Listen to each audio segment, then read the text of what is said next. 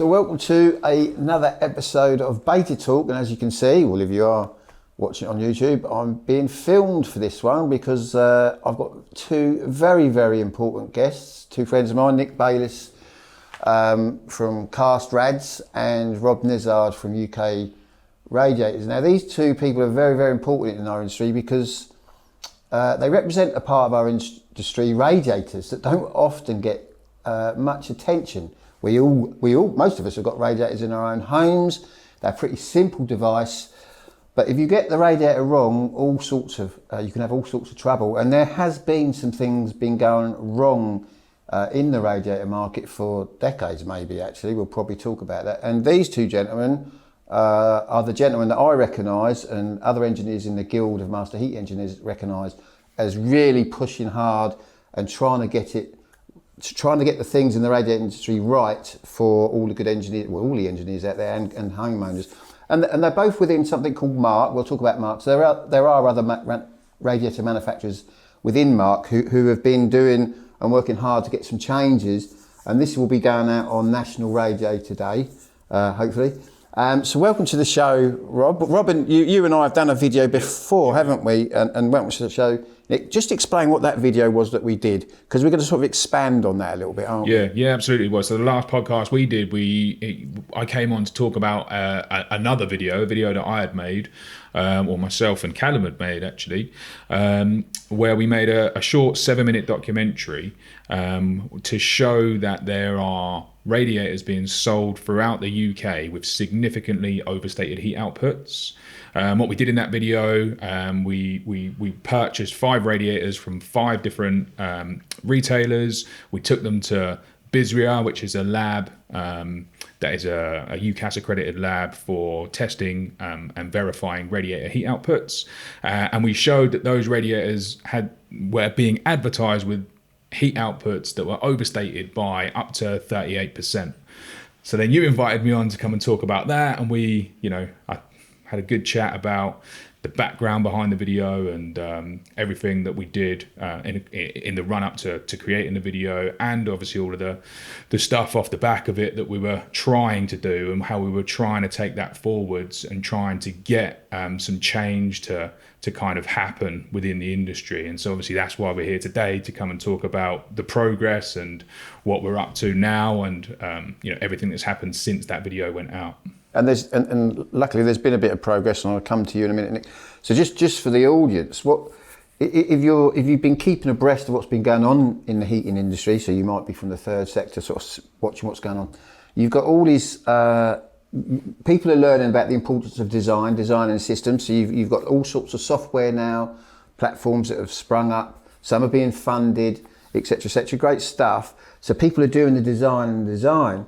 But what then happens is, an engineer or someone will go out and buy a radiator, and that radiator doesn't do what the catalogue said it can do. So we're talking about overclaimed heat outputs, and in some cases these claimed heat outputs are way off of what the actual heat output is. So all this technology people are using to do their heat loss calculations, design it, then just all falls down because you go and buy a radiator. And we're not talking about a small problem, this is a massive problem, isn't it? This whole thing of, because obviously when the internet sort of came around, it's very easy for people to order stuff online, and as we know, a lot of that stuff is overclaiming their heat outputs.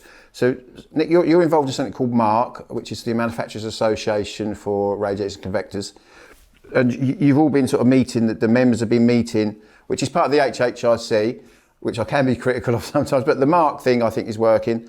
You guys have all been come together as a few radiator manufacturers, because there's lots out there, and you've been trying to sort of get this, and you've been working with a department in the government, I believe, haven't you? Yeah, exactly right. So MARC, I would state that for 9 years we've been working on this. So this is a long-standing known issue. Don't go away and think that every single radiator on the market is overstated. It's absolutely not. If your radiator has got a declaration of performance, which is the legally required document, then chances are it's absolutely spot on. So just repeat that. That's a DOP, isn't it? DOP, Declaration of Performance. And that's what a customer or an engineer, anyone buying a radiator should be looking for. Yeah, absolutely. And where would people put that on the website? Or? Yeah, so I mean, we have them on our product pages, and then they go out on the labels as well. So you need to be able to find from the label on the radiator where I can find this DOP. And what is that exactly again? What is the declaration? What is it? So it tells you what the characteristic curve of the radiator is, which is the way that the radiator emits heat at different temperatures.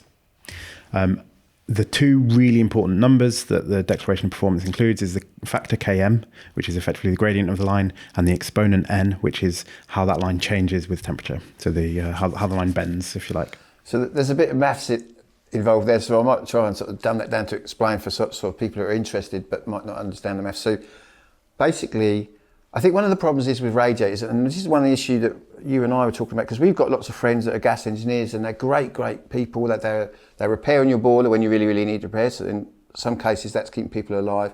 But they just don't understand a little bit of the science behind radiators. So a lot of people think a radiator, for a start, has a fixed output.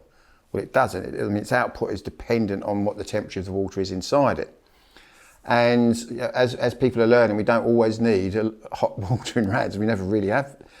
Now, this thing, when people size, they use something called a correction factor. So I think a lot of the software out there uses a correction factor, because as you drop water temperature in a radiator, the radiator starts, there's three ways heat can move: radiation, convection, and conduction. So a radiator is either convecting heat or radiating heat on, and there's a bit of both. And as the temperature changes in the radiator, that ratio of how much heat is being radiated as opposed to convected changes. And it's not a linear, it's a curve thing, isn't it? And that's the numbers you were just mentioning. Yeah. Whereas I think when people also are designing their systems, they are using correction factors, which I think is linear, isn't it? Which is interesting. So I think some of the software out there still does that. But what we need to get to is where someone can buy a radiator and they know exactly what it's going to do at these temperatures. And that's because people are putting systems in their homes at the moment. The customer might have bought the radiators, and then no one's getting the right amount of heat. And of course, the engineer might be a great engineer.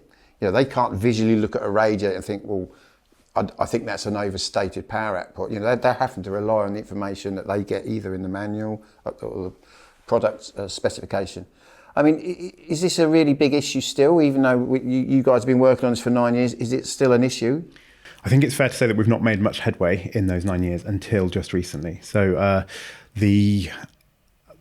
big shout out to Stuart Clements of HHIC. We've got OPSS on board, so Office of Product Safety and Standards, government body, and they are really, really concerned about this because taxpayer money is being spent on bus grant and zero rated VAT on radiators that are installed as part of a low energy system. And all of that money is being spent on potentially a system that can never, ever achieve the design potential. Engineers are making a really good job of saying, okay, I've got a loss of 500 watts in this room, 1,000 watts in that room. They're buying a radiator that is sized suitably at, a delta T of 30 or whatever. And then the consumer is still cold. And taxpayer money has been spent to allow that system to be installed. And in the week when there's been this scandal about external wall insulation, which was all funded by taxpayers' money, I think it's really important that we ensure that any government funded initiative like the bus grant is done in the proper way. And all I'm saying is that radiators must be sold to the letter of the law, which just means that they need to have a declaration of performance, with a test that has been done by a notified body such as BISRIA in the UK or Milan Polytechnic in Italy. So is it a big problem? It's a big problem. It's potentially a big problem with bus grant, I think, is the most important thing. With a gas boiler, easier, you turn the temperature up, you don't notice it, perhaps. What you said there about taxpayers' money, and I know Rob, I love Rob's posts on LinkedIn.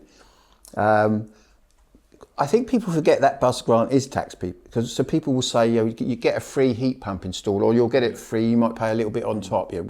People like your big players like Octopus, have managed to sort of keep the costs down But that money, that 700, that's what we're all contributing to. So it's not really free. It's our money, and you kind of want it to be done properly, then, don't you? Because it's otherwise a waste of our money. Yeah. Absolutely. Yeah. I mean, it's already hard enough to get an ROI on that 7.5K anyway, with the amount that you can save, right? And then if the system then doesn't perform because the consumers bought radiators with overstated heat outputs, like, I mean, the amount that it costs to rectify alone is beyond that 7.5K anyway. I mean, I've been contacted since that video went out, been contacted by multiple homeowners that have fallen foul of this, right? Where they've had radiators they've had heat pump systems installed, they've taken advantage of the bus grant, they've got all new radiators put in, and the system isn't performing. I've been contacted to ask, do you think there could be a problem with these radiators? Every time I've been asked that question, the answer has been yes. And I have also been contacted by homeowners that have then done their own research and dug in and discovered, by comparing back to previous brochures from the manufacturers that they've bought from and doing their own research, that they've come to the conclusion themselves that absolutely these radiators have been wrongly specified because they had the heat outputs were overstated in the catalogues they were provided, and we're talking thousands and thousands of pounds to then rectify. Because if you've put all new radiators throughout the house, especially if they're column rads, designer rads, cast iron rads, these things aren't cheap, especially when you're doing a whole house, and people are being left well out of pocket. I suppose it's because the radiators, we all take radiators for granted, don't we? I mean, Nick, you specialise in cast radiators. If anyone wants a cast radiator, this is the only person I sort of recommend, because cast is actually quite a very, very scientific thing. So when people cast metal, which has been around for a long, long time, there's a massive spectrum of quality. And I've put cast radiators in back when I suppose the internet became popular. People could buy stuff for themselves at home online, and I had a friend buy one radiator. It was about £1,200, and it ruined my system because the flakes that were coming off inside this cast radiator were just constant for about a year. I'd have to keep taking it off, take it outside, connect the hose pipe to it, flush it through, put it back on the system. I mean, he was my best man at my wedding, so I mean, he was getting free work, but it was kind of, I mean, he ordered it, I didn't order it actually. I mean, it was beautiful, but again, no one, unless they knows what they're looking at, you do, understands quality of cast. And yeah, it was very, very bad quality. Now, you've been involved in cast radiators for quite a long time, haven't you? And you're out in New York as well, aren't you? Yeah. So we've got a showroom in New York. I went over in 18 to set that up with my 18-month-old baby, and that was a great experience. We now have a showroom in Soho and a warehouse in Brooklyn. But one of the interesting things that I learned out there was the idea of temperature-independent outputs. So they use this thing called EDR. There's a guy called Dan Holohan who wrote all of the most fantastic books. Pumping away. Absolutely. Yeah. Lost Art Steam Heating. Taught me a lot. Have you met Dan? Yeah, he's a good friend. Great guy. Yeah. And his daughter, Erin Holohan Haskell, who runs Heating Help, which is a fantastic resource for all things American heating. Yeah. So they use a different system. They use this thing called EDR, equivalence of direct radiation. It's just the square footage of the radiator. And I was looking this morning before I got here. I was looking at a 1967 catalogue from Ideal Standard, and they use the same thing. So this idea of temperature independent output is not new. It's not new. The only and then you take your square footage and you apply a multiplier, and that'll give you the BTU output of that radiator. And the multiplier depends on what the temperature of the fluid inside. And I say fluid because it might be steam, it might be hot water. So for instance, if you've got an EDR of let's say 10 square feet on hot water, you multiply that by 150 for a mean water temperature of, I'm going to say 170 Fahrenheit, might be 150. So you multiply by, let's say 10 square feet by 150, that'll give you 1500 BTUs, but that's not right. Anyway, whatever the maths is, I forget. But, it will give you the number of BTUs at that water temperature. If that same radiator is on steam, you multiply it not by 150, but by 240. And you can see how you've got a temperature independent, fluid temperature independent output marker, and a 10 square foot 10 square foot radiator is always going to give you 10 square feet of radiation. The same thing exists in the Ideal Standard catalogue of 1967. They have the square footage and they give you a multiplier, and that'll tell you the output.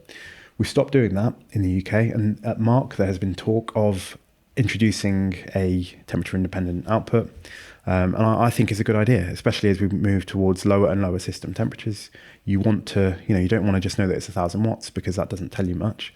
What you want to know is what's the characteristic curve of this radiator. And I think that's just a concept that we all need to get behind and just understand that, radiators give different outputs according to the temperature of the fluid inside. Yeah, because our rads EN442, DT50, but it was DT60, isn't it? And is it the fact that it was DT60 one of the reasons why some of these outputs are overstated, do you think? Because someone with their product say, oh yeah, well that's DT60, but not tell anyone it's DT. So you're getting these overclaimed outputs. And we worked out though that this has been going on for quite, we looked at some old catalogues, didn't we? Very old, from the 60s. And overclaiming on output was happening back then. So my suggestion is perhaps no one was doing it on purpose. It's just accidentally happened. Yeah. And these were wildly out, weren't they? These outputs were wildly out, 70% over, like back in the 60s. So, and unless we get this right, this is a massive problem, because we've got millions and millions of radiators out there, haven't we? I mean, it's something that, people don't realise how important radiators are in a heating system. They are the sink system. Mm-hmm. That's where you get your heat, you produce your heat, or you move it with a heat pump, and then you're going to put it to somewhere, and we put it into the sink system. That's your rads, and then that's what emits heat into your home. And as much as they might look simple things or beautiful things in some cases, they are so important, and this is a real critical issue, isn't it? Now, what's the next steps then? So this government department, you said, is now really looking at it and become quite excited about it, I think. I work a lot with the energy department, and they're quite excited about heating science now, because it is an exciting topic. I mean, and they've noticed that there's an issue then, have they? Yeah, so the OPSS, the Office for Product and Safety Standards, is where we took it initially, and they're working with the head of the construction product regulations to really tackle the issue. So they're working with us, with MARC as a body, to try to initially just drive change. To try to better educate the industry, because like you're saying, there are potential issues there where it's not necessarily been done on purpose to mislead, especially with the issue of Delta T60. It's a legacy thing that used to be used quite a lot, and it's just sort of overhang that people are still using Delta T60 when they shouldn't be. That is one of the issues. The other issue with where the actual output at Delta T50 being overstated is a little bit more difficult to tackle, because it's harder to see just on the face of it. If you look in a catalogue or on a website and you see it listed at Delta T60, you know straight off the bat that that's incorrect. Whereas an overstated output needs testing to verify whether that is overstated or not. But yeah, the OPSS are really getting behind it, are really pushing communication out through the industry to try to better educate the industry. That's the kind of like first step, to better educate the industry so that people make the necessary changes themselves and get on top of what they're doing. Obviously, if that doesn't happen and there are still players out there, overstating and listing incorrect outputs, then they do have powers to take further action. We imagine that is what will happen to anybody that doesn't fall in line. What was that body you mentioned? The government department are working with? Is it the construction product? So there's construction product regulations. Construction product regulations. Yeah. So that's a set of regulations that govern all of construction, any product that's within scope of the construction product regulations sort of sits below that. And so the head of construction product regulations has oversight of the compliance of products across all of construction effectively. BSE 442 that you mentioned, that is the regulation that specifically relates to radiators, but that sits beneath the construction product regulations. So one of the key things that the construction product regs say is that if you place a product onto the market under your own brand name, then you are deemed the manufacturer of that product. Whether you physically make it or not, it doesn't matter. If you place a construction product on the market under your own brand name, then you assume all responsibility of the manufacturer. So it is your responsibility at that point to make sure that the product is manufactured in accordance with any relevant regulations. So that's a real key aspect of because that isn't specified within BSE and 442. That's specified above in construction product regulations, and then BSE and 442 is what details the necessary process for manufacture of radiators in order to comply with that regulation. How many radiator suppliers are there out there now then? I mean, there's a lot, isn't there?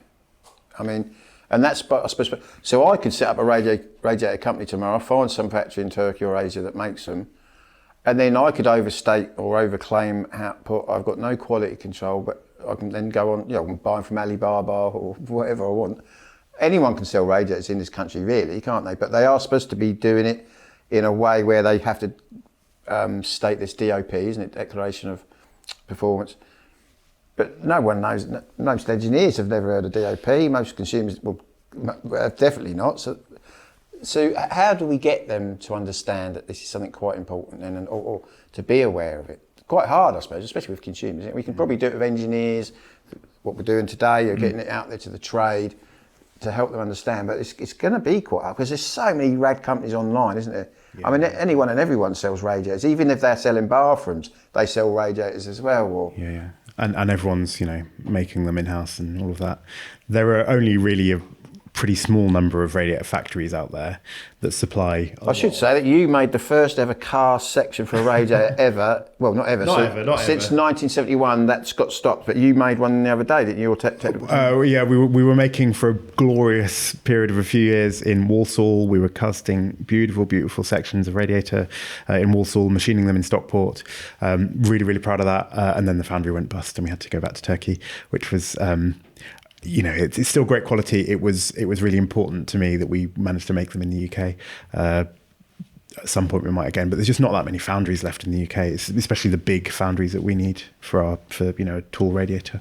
And then you go out to Turkey to QC, quality control. Yeah, absolutely. Out there, don't you? And you do as well, Rob, don't you? Yeah, we've had radiators made in Turkey, in Italy, in China, and everywhere has the same challenges. Quality control is a challenge wherever you have wherever the radiators are being, or wherever anything is being made, right? And so it is our responsibility though to make sure that the radiator is manufactured in accordance with the standards that we are by law required to adhere to. And it's the same for anybody else selling a radiator or any other construction product for that matter.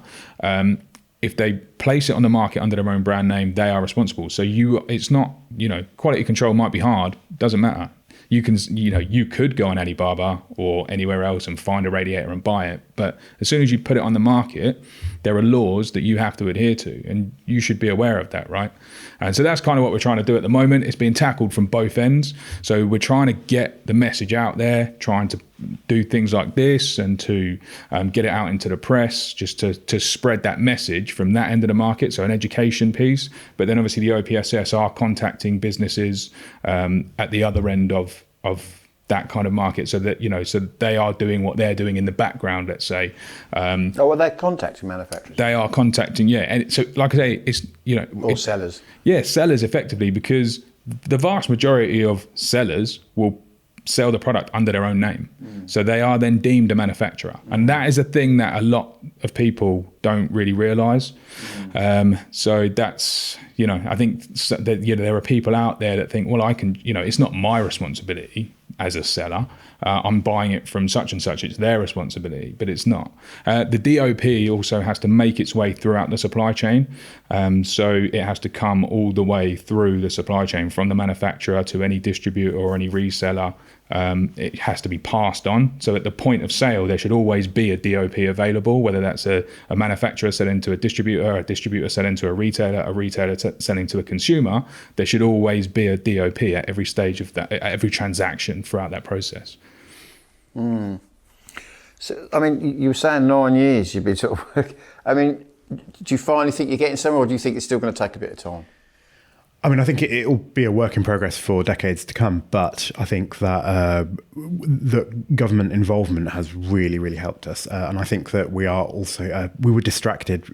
We have been working on it for 9 years, but we got hugely distracted by Brexit, UKCA, and for, 3-4 years, all we talked about was UKCA. It was an incredible waste of time. What's UKCA? That's a mark, isn't it? I mean, it was supposed to supersede CE post-Brexit. And so, we had to use exactly the same standard, but put some different letters on to say that we adhered to the same standard as CE. And then at some point, government just said, actually, don't worry about it.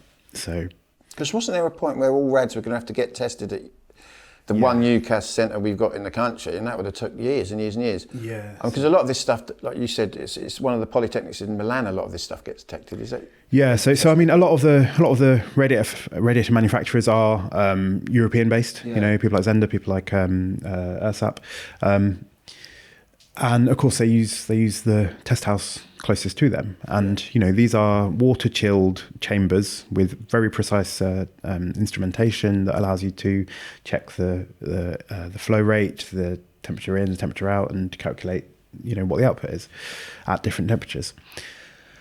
That's how it's done. And we have just one test house, I should say, in the UK. That's in Bracknell at Bisria. This guy called Thomas Webster who runs that. And there was a time when government was telling us, the industry, that we were going to have to retest every single radiator that we offer in the UK, regardless if it had not previously been tested at Bisria, if it had instead been tested at an identical facility outside of the UK's shores. And it was just a nonsense, because I was going to Bisria saying, "Oh, I'm bringing out a new radiator. Can I get it booked in?" And they were saying, "Yeah, you can test it in 2032." And this didn't just apply to radiators either. Obviously, post Brexit, everything was going to have to transition from CE to UKCA, because what these are is effectively like self-certification programs. So when your product complies with the relevant standards, you are then entitled to place this mark on your product. So obviously, there's a legal requirement for radiators to comply with BSE and 442. Provided your radiator complies, you can then place the mark on your product, on the radiator. So when it was EU, part of that meant that the radiator had to be tested in an EU accredited lab. When we left the EU post Brexit, UKCA was going to be the replacement for that, and so then to be able to place the UKCA mark on, part of the requirement was that it had to be tested in a UK accredited lab, which there is only one. So yeah, bit of a nightmare, isn't it? but that's now, they've sorted that one out. I mean, it's just a big grey area, and for the moment, CE is fine. So. We did it at UK Radiators, so all of our radiators are UKCA. We don't mark them as CE. We mark them as UKCA because we did that. We retested all of our radiators in the UK at Bisria. We had it we were sort of front of the queue. We just got in quick. Just for people listening to this, Rob, I mean, if someone wanted to buy your radiators, they think, cool, I'm getting what's said on the tin, and same with you, they want a cast.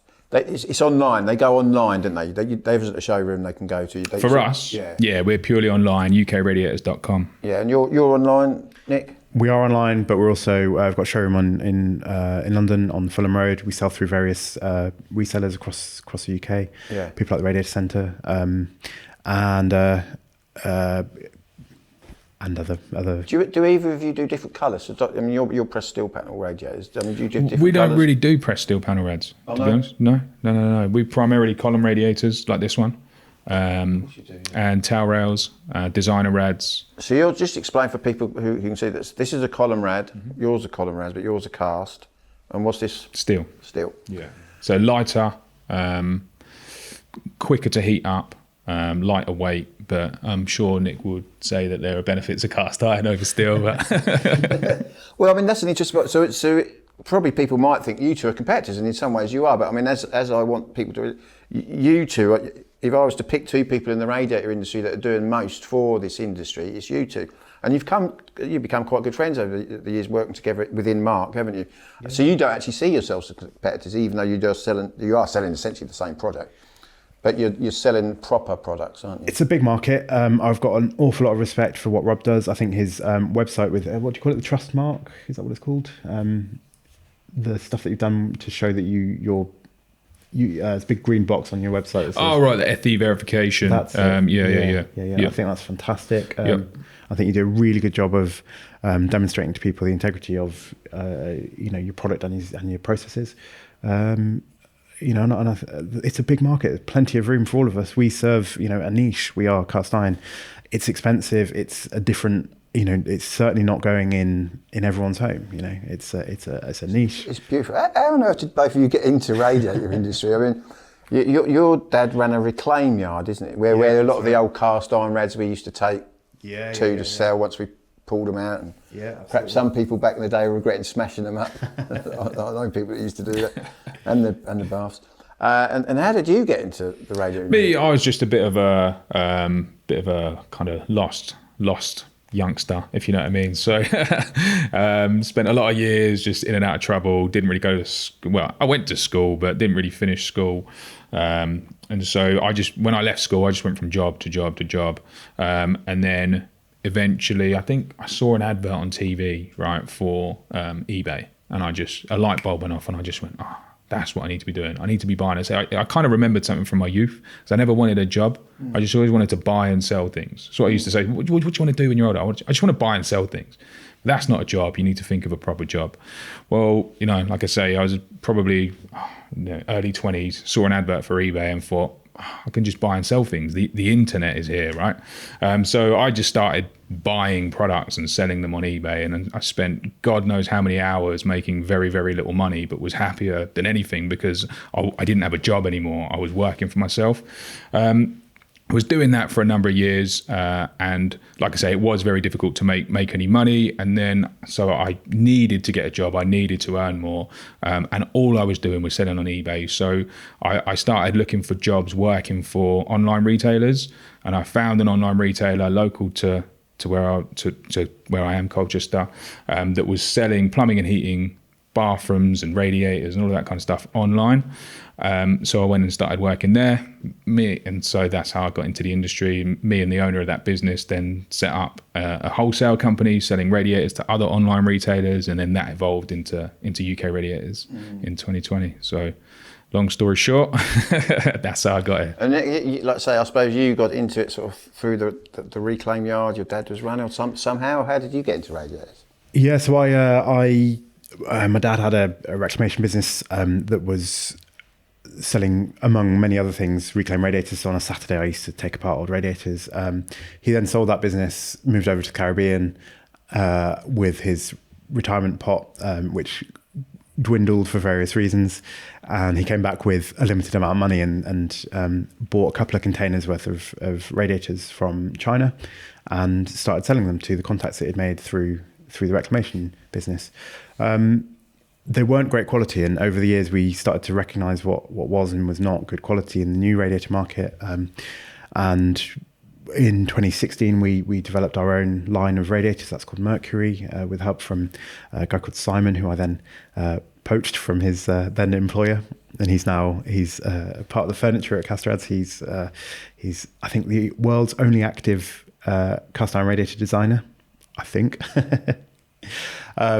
And since then, we've designed other models and really, really honed in on what a good casting is, what good machining is, what good gaskets are, how to make good end bushes where the valve is going to seat properly. We're really, really focusing in on microns of tolerance to ensure that a proper seal can be made first time. All this kind of stuff. Because you and I know when people. Let's say people want a cast iron radiator because they are beautiful things. They're aesthetically pleased by them and they look at it and think, well, that looks brilliant. But there's a lot of quality. So you just talked about things like, because these things are built sectionally, aren't they? Yeah. And you've got to get that seal right, which means the faces have to be really, really accurate. And you would use, fibre seals? Yeah, so we use a product called Gambit AF200, which is safe for steam, hot water, and so on. It's a non-asbestos fibre gasket. Yeah. But it's not very compressible, so it doesn't take any lack of tolerance. If the sealing faces are out, you're going to get a leak. And all your machining is done at your place in Stockport, isn't it? Yeah, almost all of it. Not all, but yeah, most of. And but every radiator has a fibre gasket in. There are rubber gaskets around, some of which are good, some of which are bad. I'm not going to sit here and slate any of my competition, but there's one company in particular that I know to be really using absolute rubbish. And was it a lot cheaper then? It's a lot cheaper. All I would say is if your cast iron radiator is very, very cheap and a lot cheaper than the rest of them, then there's probably a reason. Well, let's talk about quality. Quality is an interesting thing. So the Heat Pump Association recently this week put out something about 40% of heat pumps being sold. I think I've probably got this wrong. A UK manufactured 40% now. I've got a bit of a problem with that. Yes, stuff might get assembled here, but nearly every single component in a heat pump, because it's not new technology, is being made in Asia. And then people quite think, well, yeah, that's bad quality. Well, no, the best quality products in the world are being made in China, without a doubt. But you have to quality control the factory. So if you've got a good relationship, and they're great with it, the Chinese are very good at engendering really good relationships. If you've been working with a factory and you've got the QC down pat, you're getting a great product. The problem is because we're talking about a massive country with probably millions of factories now, unless you get that QC control, the quality control right, then yes, rubbish does enter other European, all over the world. But people tend to say, well, it's China's fault, because they're making it right. Well, not if you get it right. I mean, and this thing of like 40% of stuff manufactured in the UK, if you buy all your bits and pieces from China and then you put them together in the UK, which is what goes on, do we call it UK manufactured? I don't know. I mean, because it seems to be a bit of a marketing angle, and obviously the Heat Pump Association are going down that saying, oh, our stuff's, all their executive members are having stuff made in Asia. I know for a fact because my family's been putting that stuff in for nearly half a century. Yeah. It's all made in Asia. A lot of it, very because like I say, we were world famous for foundries. Sheffield especially. That's where some of the boilers first got made. The boiler castings. I mean, we don't have hardly any foundries now, do we? I don't think. There is not a foundry in the UK that could make the specific grey iron part that we need.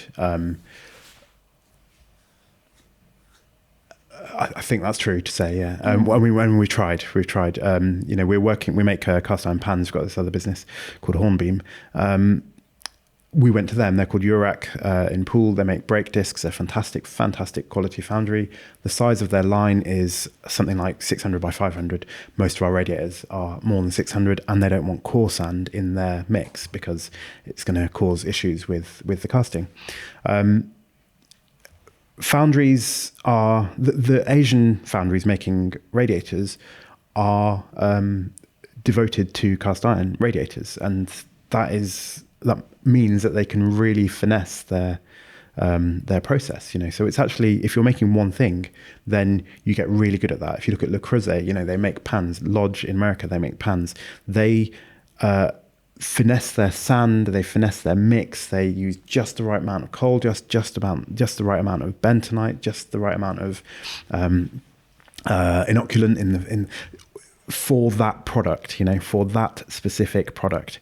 Being a jobbing foundry is a real nightmare because what's good for one product is bad for the next. And so being a jack of all trades in the foundry business is terrible for business. You mentioned casting sand there, didn't you? Because that can sometimes be an issue in heating systems because we sometimes pull out filters and we see this sandy material and then you think, oh, right, that's probably come from these brand new cast rads that I've just put on. Yeah.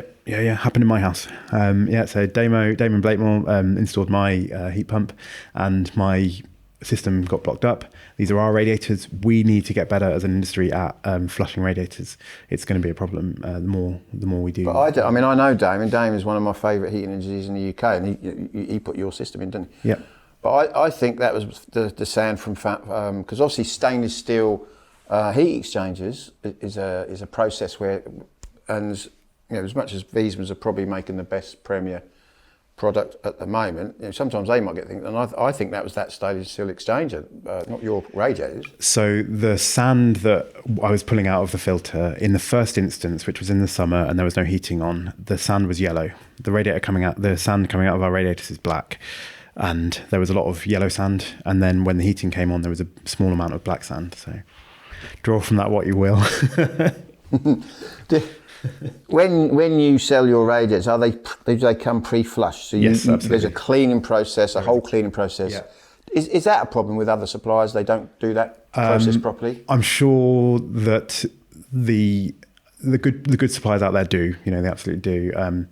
I couldn't comment, but I'm sure that anyone worth their salt who wants their business to do well, which ultimately we all do, I'm sure they're making the right decisions and upping their game as we move towards more heat pumps. Now let's go back to the design. So when people design heat systems, they're working at heat losses for every room, and then that's when they think, right, well, that's the radiator I need. Good engineers know what temperature. Some engineers might want only a maximum of 45 degrees when it's sort of the coldest days outside. Some might have to go to 50. Some might even go to 40. Now they use software. Some might do it longhand. I don't know to do these calculations. But like we said, there might be a bit of an issue because they're just using the correction factors, which I think are linear. I don't know. I mean, I can't remember if they are doing the curve bit or not. But have you two ever thought about, because that's all of a sudden become quite a competitive market. I mean, back in the day, I used to promote heat loss, and I was writing about it in trade media, and I used to promote one of the ones that came on sort of at the time. I won't mention their name because it won't be fair to the others. And they came on and said, we're the world's first computer software. And I said, well, you're not, because my mate was doing that back in the 80s on all this, like, I don't know, Linux and all these other sort of spreadsheety programs. Been around a while, but it's a massive competitive industry now. That whole. Do you guys ever think about doing it? Because you sell radiators, and if I was to buy a radiator, I'd probably, and there's someone like yourself selling that radiator, I'd probably be more inclined to think, well, actually, your software doing design is actually going to probably be more, because you're in the business. You're not just like a startup that's just come along and thought, oh, this industry's making money, let's get involved in it, because that's happening a lot in this industry now. Unfortunately, there's a lot of startups that are in it because they know they can make a lot of money. And they think, oh, they're doing something that's really, really great for industry. Not really. They think it's great. But I mean, is there anything you've ever thought about doing your own design software or getting into that sort of thing? Because you're kind of attached to it, aren't you? I mean, full design software. Like every radiator website in the UK has a heat loss calculator, right? As a BTU calculator. Ours is pretty comprehensive. So we have a room by room heat loss calculator that is pretty comprehensive. I would say it's probably the best out of all the radiator websites. Right. I mean, obviously a little biased, but you can check it out. Usually you can tell if you're going to get a decent result by the number of questions. If there's like 3 questions, it's going to tell you the heat output of the radiator needed to heat your room. It's probably not going to do a very good job, right? But at this, on the same note, people that are doing that, they don't want to necessarily answer lots of questions because it's time consuming. In terms of the full, like, these software platforms that are out there, I think some of them are pretty good, right? They're pretty comprehensive, and they're using like LiDAR now, right? For like, which is great. So I mean, I've got enough going on without starting a software company. Well, so we do site visits. We will send a salesperson out to a customer's home and tell them what size radiator they need. And we do that. We use Magic Plan. We import that into H2X. We do a heat loss calc. We drop our radiators in via H2X. We pay for a license with H2X so that we can use our radiators within that software. And then we give the customer a room by room heat loss, their floor plans, where the radiator goes within the room, and we show that we've satisfied the loss with the emitter sized at whatever delta T they're intending to use. And we can then hand that over to the engineer and say, this is what we think, double check it. And that's how we work. So who do we use? We use H2X, we use Heat Engineer, we use Spruce. We've got licenses with all of those companies, and they're fantastic pieces of software. And I think this whole industry is really, really interesting, because all of a sudden you've got brilliant people, working on this problem that for so long was just in the backwaters. No one really cared. But I haven't yet seen, and I asked Adam Chapman just recently after your last podcast that I listened to, he was talking about how he's using AI in Zero Disrupt. And I said, are you using AI in your heat loss calcs? And he said, not yet, but we are planning to. Which I think is a really interesting thing. So I've just done my own house. So it's a 2,500 square feet Victorian semi. We've taken it almost to Enefit standard. So I've achieved an 85% reduction in heat loss per square meter. It's really good. It's down from 25 kilowatts down to 4.5 kilowatts. Not with EWI that everyone's complaining about, is it? Not with EWI, with IWI, Staco, wood fibre insulation, triple glazing and all of that. But getting a U value right is still really difficult. I've got some friends who have just moved into a 1970s modernist house in Cambridge. I was asking you about that. Oh, right. Yeah, I'll do that for you. I went round to visit their house and I was looking at it and I was like, I don't know how this house is made. I'm not sure. I don't know what U value to choose. And they've also got this really interesting gas furnace going on, which means that they've got, they've got an American style HVAC warm air system. Yeah, warm air system. Yeah. But it means that they've got these great big grills in all the outside walls. So then you're looking at, well, how many air changes should I put in? Well, it's not. I don't know. It's not MCS. It's not SIBC. Which standard should I use, and what is the value? And I think it's just, there's a lot of guesswork still. And I think that we would do well to try and refine those standards and get better. And I know that there's a lot of people much cleverer than me working on this, so I'm just interested. Let's talk about measures. So, and obviously I've chatted about this for years. So obviously calculations as good as anyone. I mean, even if you're from BRE and you really know building fabric and you come around with your U-value calculator or whatever software you're using, you're still making assumptions. Mm-hmm. And so there's this. I mean, we can. So it's an estimated calculation. It obviously depends on your tacit knowledge as an engineer, how well you know building fabric, how close that's going to get to actual reality. No one will probably ever know actual reality, because to actually understand that is very, very scientific. You'd have to do co-heating tests. And there's even an argument, there's a marginal error in them. I mean, we've got things like build test solutions. You put kit in, temperature data loggers for 3 weeks minimum. So that's a bit of an issue, because engineers can't sometimes do that or orchestrate that. I mean, have you done that on your own to sort of get a bit more of a measurement rather than sort of the calculation? Not yet, but we will. This is the first winter that we've actually. Yeah. So I've got some sensors if you want them. I've got loads. We've got. We've got OEM on the system, but yeah, I think we will. Yeah, we'll pop some. That'd be great. Oh yeah, your system's being monitored by Open Energy Monitoring. Yes, absolutely. Yeah. Well, guys, it's been fantastic having you on the show, and on behalf of the industry, thank you very much for what you're doing and bringing this issue to the fore. I know you get I'm a passionate person. Yeah. I get overly passionate about things, but I know you're very passionate about this. And when I got to know you, it wasn't, I could tell it wasn't marketing rubbish, or this is an angle to market ourselves as being better. No, you were just passionate about this is going wrong in the industry and it needs to be right, because we're talking about a product that everyone sort of takes for granted.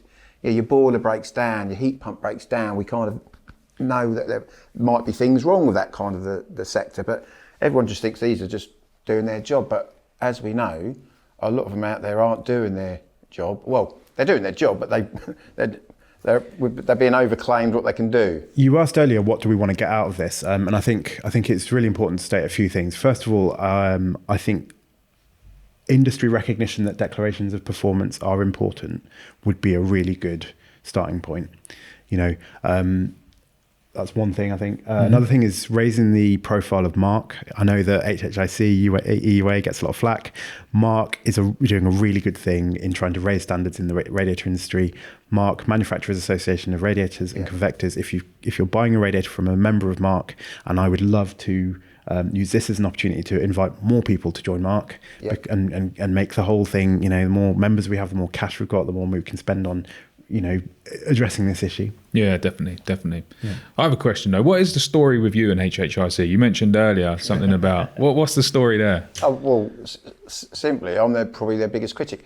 So MARC are doing something good. I mean, Isaac Oppenati used to head up MARC, who was part of HHIC. Yes.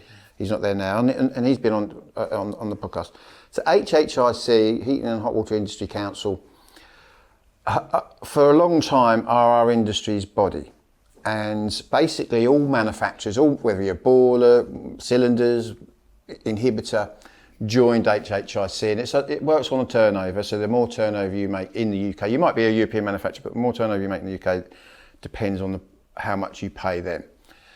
Now, as people are noticing, like in the energy department, think tanks, lots of people are now scrutinising the heating industry, and luckily for the heating industry, it's based around the laws of thermodynamics, so you can't really dispute it. If you look at other sectors like the food industry, we all grew up, 1 minute red meat's bad for you, 1 minute's good, 1 minute butter's bad for you. No one ever knows, because you'll have academic research for both sides of the argument, so no one ever really knows. With our industry, you can't argue with the laws of thermodynamics. That's what it is. So now that people are watching and scrutinising industry, they're thinking, crikey, well, why has the boiler industry been doing it like this for 4 decades? Because that's clearly wrong, goes against the laws of thermodynamics. Why is this happening? Why is this happening? So the argument is, well, what were the HHIC doing? And at the time, I remember criticising back in, about 2016, because when their website at the time was talking about this word sustainability. But what they were referencing was sustaining the UK boiler industry, because we'd become the world leaders. We were selling more boilers in the world than anywhere. We had the biggest gas boiler market.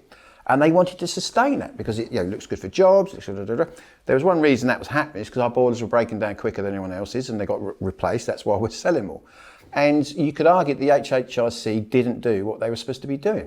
And of course now we've got this very confused picture. So we've now got some very clever consumers, very clever people in the civil service, in the energy department, think tank, whatever, thinking, crikey, they didn't really do it right, did they? It's the domestic central heating industry, but it all got confused and got called the boiler industry. The controls industry, very powerful within the HHIC as of the boiler. And you can easily spot that's been going wrong. We're still controlling boilers wrong. Most of the boilers going in this country are being controlled with on-off control. That reduces their longevity. No one can argue with that. That's physics. If you're switching something on and off 1,000 times every winter, it's going to break down quicker than something runs steady state. That's just the laws of physics. And you can't argue with that.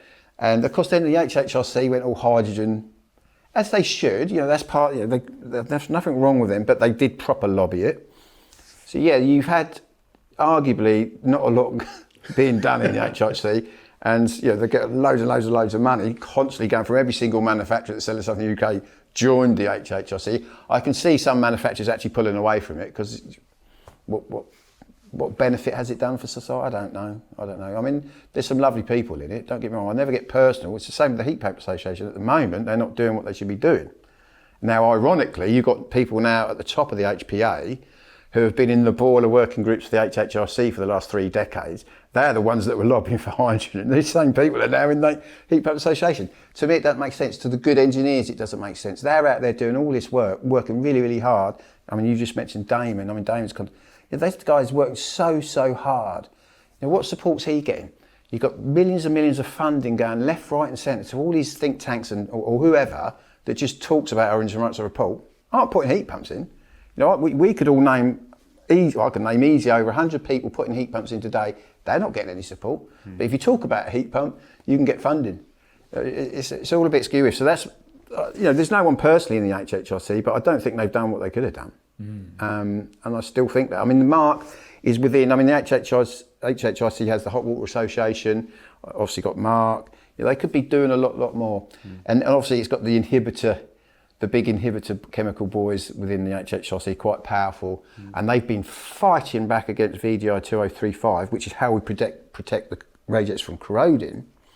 Now, even though people like Fernox sell it in Europe, the equipment for VDI, here they all keep quiet because chemicals is the big seller, and they want to maintain that market. So it usually comes down to maintaining a market, not listening to the science or listening to the good engineers.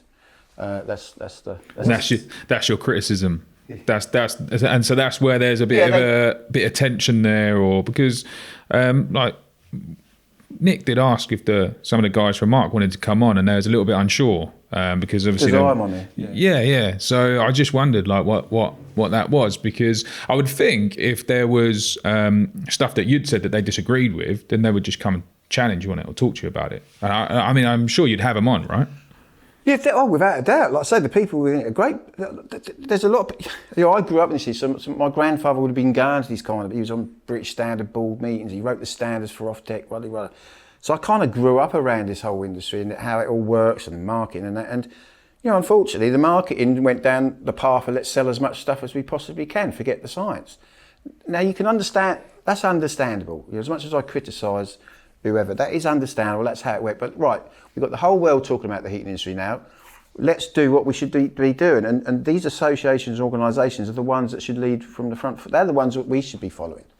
But because they represent manufacturers, we're talking about huge competition. There's more competition coming in daily into this industry. So an association, it has to appeal all its manufacturers who are massive competitors with each other. So whatever they do, is it really valuable to society and us as engineers, or is it just wishy-washy stuff because they can't do anything really radical because it'll upset one of the members because their competitors now getting sort of an advantage. So it's interesting. It was interesting they didn't want to come on. I mean, who's running out? I mean, Mike Foster now runs, I think, does he, Mark? No, Mike Foster doesn't run Is it MARC. Stuart then? Stuart Clements and Steve Sutton. Well, Stuart runs HHIC. Yes, so Steve Sutton is the MARC guy. Stuart sits on the meetings. Well, I can go on record saying MARC are doing good things. I totally get what you're saying though, because it is even in MARC. Like, this is my first experience of anything like this, and like you say, there are obviously technically you're a bunch of competitors, but I think we work quite well together.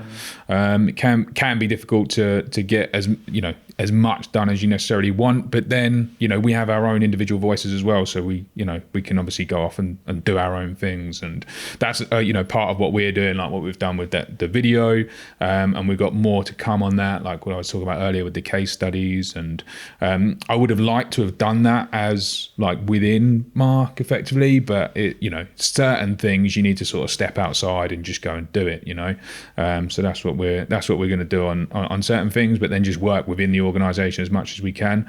And it's like you were saying earlier, like for me, like it's not about selling more radiators, it's about the consumer, and it's about making sure that the consumer's getting a good deal. So like where you can work with other manufacturers and technically competitors to do that, then you do, and then where you need to do stuff on your own, you should do it on your own, right? Yeah, my big concern is that people put in heat pumps, they don't perform because the radiators are overstated, and then everyone goes, well, heat pumps don't work, and the whole thing just collapses. Yeah, that's a big problem. Yeah, big problem. Because people just naturally assume the radiator is going to be what the radiator is, isn't it? And I think when we did that first video, or when you did your video, you took you bought 5 radiators off an online site, 5 different manufacturers. Yeah. You took them to BISRA, and I think one of them was nearly 50% out. 38 was the highest. Yeah, 38% overstated was the highest, but the lowest was 25. Right. So it was 25 to 38, and that was just a very specific, like sort of 600 by 600 tubular column steel radiator. Like, so that's one specific model, one size. So you've got people doing these really, really complex. Well, going to the nth degree of like working out exactly to the what a room needs, or calculated obviously, and of course by a radiator that might be completely way off. Yeah. So do you get support from these software companies, from someone like Build Test Solutions, who are measuring? Everyone's going, you need to really, really measure what the heat loss of a home is, which people are now doing. But then of course they go and buy the product that's putting the heat into the home, and which is way, way off. You've got your figure that you've worked out from your calculator. That's a kilowatt for ease, and then you go and buy that radiator that's a kilowatt at a certain temperature, whatever you want in your ads, but it's way off. Well, and I think this is why OPSS are involved. This is why they're interested, because potentially it's taxpayers' money funding this. In the case of the bus grant, one outcome that I would love is for any new radiators put onto a heat pump system qualifying for the bus grant, that you would have to also submit your DOP paperwork with that. Yeah, it should be, because this is all like the bus grant. There's all regulations around like being able to access that, right? It's like when you sell a house, you have to show that there's certain certificates on that house, don't you? So what you're saying is, if it's a bus grant, there should be the DOP, irradiated, or for other products as well. This is just a legal requirement, right? It's nothing fancy. It costs about £700-800 to get your radiator tested. It's not a big deal. It's just a legal requirement. You have to do it. So the law's already in place that this should be. Yeah. So my contention is that, you know, if you are getting taxpayers' money through MCS, through the bus grant, that you should have to prove that any radiators that you're putting in are just compliant with the law. That's all. Well, any component on that system, realistically, that should be broadened out to any component that's going on that system that is being funded by the taxpayer. Should comply with the law. Has Mark spoke with MCS, or have you individually spoke with MCS? So I do believe that Stuart Clements is on it. I'm not exactly sure how far along the path he is, but he's certainly interested in it. See, that should be something quite easy to. I mean, the law's already in place, isn't it? That should be something you'd think would be quite easy, isn't it? But as we know, these things don't move very quickly.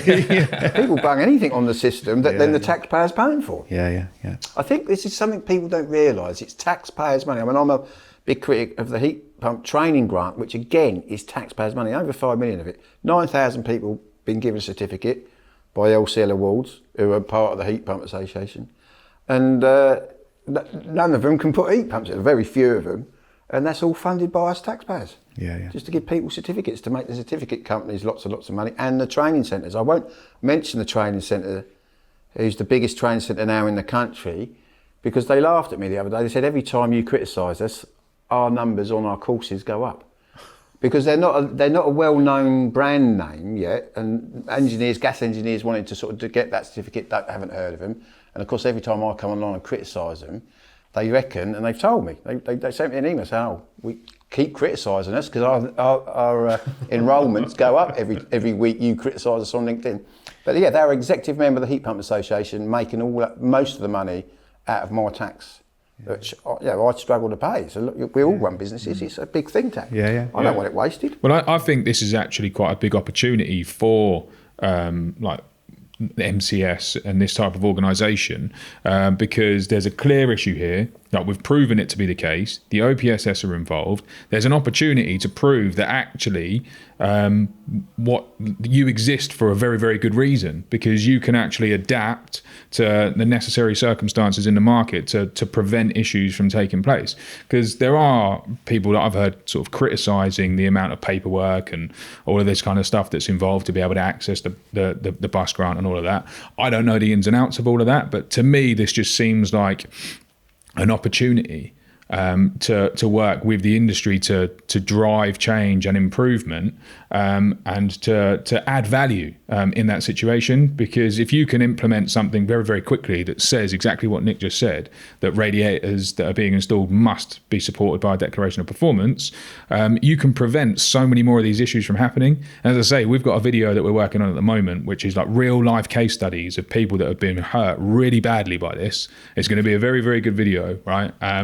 And if they can prevent that from happening to any more people, then they're value adding, right? They're adding value to what would to the situation and to the industry. And so to me, that just sounds like an opportunity. Well, if I can help, obviously I know people. MCS used to sponsor my podcast. Unfortunately for MCS, the paperwork side of things, they're always getting criticism out. Probably rightly so. They do get criticised for stuff that's out their remit. So a lot of the quality of work going on out there under bus, if it's bad, they get criticised. But it's not their fault. There's two industries that precede MCS: the training industry, and then the industry that gives them the certificate once they're trained. They are basically giving everyone certificates. MCS, under law, they will only accredit you and put you on their scheme if you're qualified. Well, if it's this system that's just giving them qualifications out, that's why a lot of the installs are poor quality. It's not MCS's fault. Understandably, they only accredit people that have been qualified. Well, the qualification industry and the training industry is just dishing these out like Smarties, literally. And that's where the issue, that's why the bad quality exists. It's not MCS's fault. And so many people jump on the bandwagon of blaming poor installs on MCS. It's not their fault. The standards are fine. Everyone says, oh, the standards are rubbish. There's no good engineers I know that have gone through the standards think rubbish. Yeah, they probably can be, but the standards are a work in progress. They're always iterating. But they probably should be criticised about paperwork, maybe, I don't know. But yeah, there is some ways they can support, isn't there? But this DOP thing is something they could definitely jump on and get that really out, the knowledge out there that's what needs to happen. Definitely. I think there is just this very interesting thing happening with heat pumps in that it's not an easy install. Like it's never going to be easy, and you need people who know what they're talking about and know what they're doing. I've had 2 heat pumps installed, Wes Hort and Damon Blakemore, both fantastic engineers. Both guild engineers. Yeah, really, really know what they're doing. And, you know, I expect to pay good money for a high quality service, but we have, as a nation, we have just gotten used to really, really cheap stuff, and, cheap labour, cheap parts, cheap products, and we also perhaps don't expect the design life to be as long as they should be. We have expensive energy though, Nick. We do have expensive. It's upside down really, isn't it? Because if the energy wasn't so expensive, then you could afford to invest more into the system.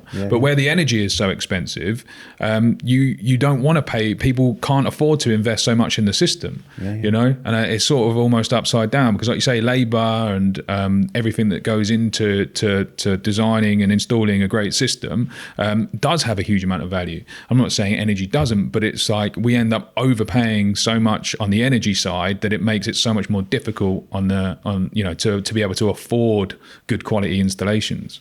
I mean, I think 3 decades of suppressed pricing, artificially suppressed pricing on products has allowed our wages to stay lower than they perhaps should do in the UK. And that's why none of us got any money right now. Anyway, perhaps a conversation for another day. Well, I'd like to thank you both. It's been a great chat. Such an important topic. Nick, I'd like to thank you for being one of my guild patrons for the Guild of Master Heat Engineers, and I'm going to probably try and tap Rob up to become a guild patron. There's only going to be 6 guild patrons, so they're very special people. I don't choose any old person. Thank you ever so much for coming on. Thanks for having us. Thank you. Yeah. Thanks for hosting us, Rob. No worries.